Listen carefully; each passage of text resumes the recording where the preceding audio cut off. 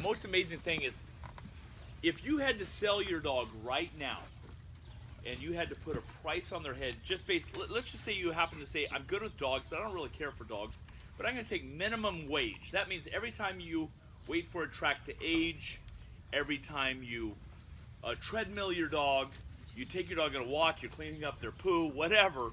So every time you're with your dog, driving to training, paying for training that we all thank you for, all that stuff, how much is your dog worth then? And you take a look at the hours that are represented out here.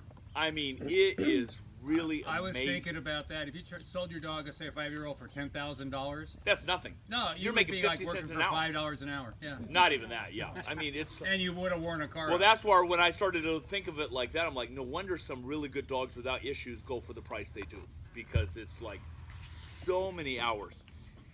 So when somebody says, "Oh, they just got a BH," well, we're going to start with the BHs. I'm like, just a BH? Are you kidding me? Do you know how much work a BH is? Anybody know how many steps are in a BH on Foos? 600. 600. And we counted them one time on video, from the reporting in to going to the lung down. So there are so many paces just on Foos. And then when you start looking at, when you add the one to try, it becomes exponentially harder. That's why when I was talking to Martin Volrath, I said, do you think the sport will ever grow? And he goes, it's too extreme. It will never grow. It's just, it's too extreme of a sport to grow at huge amounts, because one time I was with Arn on a sling, this very intricate track over there at Hillmar, and Britt was with me. Our date nights consisted of like tracking. So I'm laying this very, very romantic. I'm like, oh, Britt, he hit his article perfect. But I said, if this sport were just tracking how hard it is, that's a hard sport. Just obedience, I mean, like a CDX or a UD, you're getting like very close to some very high competition. Protection. Police dogs can't even come close to doing what you guys do. You put all the three of those in one day, it's a very, very difficult sport.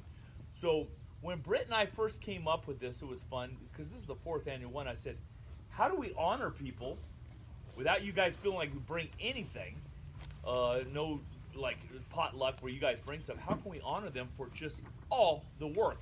Because all my friends think, Joel, you're crazy when they say, if you win nationals, what do you get? Like 100 grand, 200 grand? Like, trophy? You're kidding.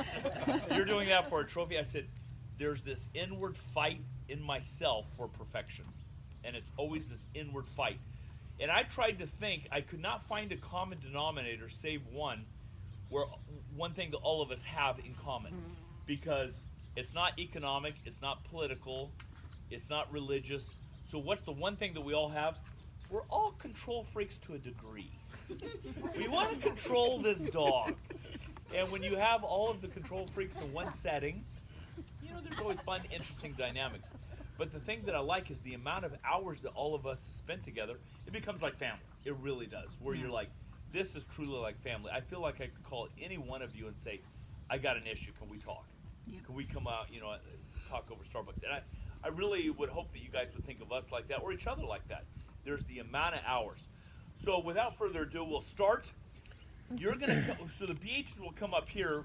The BH plaques are already up there. Britt put the pink on there because she got behind last year. She said, I want to put them up first so I don't get behind on placing them up there. So you'll come up here, get the certificate, and Britt, you want to go take them off? Maybe Vanna. Vanna White. Hey, and one of the things that I want to do, she hates when I do this. No, but I know. Sorry, can't see. Yeah. But you guys have no clue the amount of hours Britt did for this. Oh, she does. She spent hours and hours and hours. No, you did. I saw it, and I had to hear about it when I was sleeping. Disturbed my beauty sleep. So, first we had a dog that came out. She was out of control. She got it from a breeder that was very aggressive. And, the breeder was aggressive? And thank goodness she had the wherewithal to be like, you are not going to win, Kyra. You are not going to win. But she came out here, and I'm like, because when I actually get into thinking about all this, I would say out of 100 people that come try Schutzhund, I could be wrong. I wanted to start it this January, but I've already gotten behind.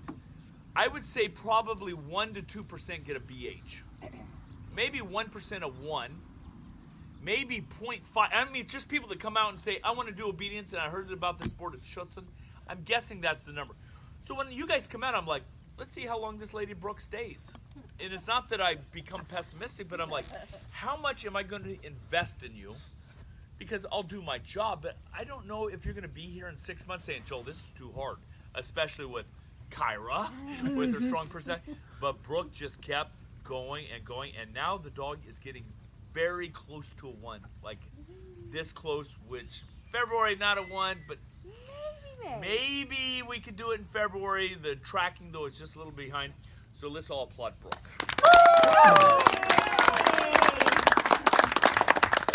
All right, Vanna. Yay. Picture. Picture.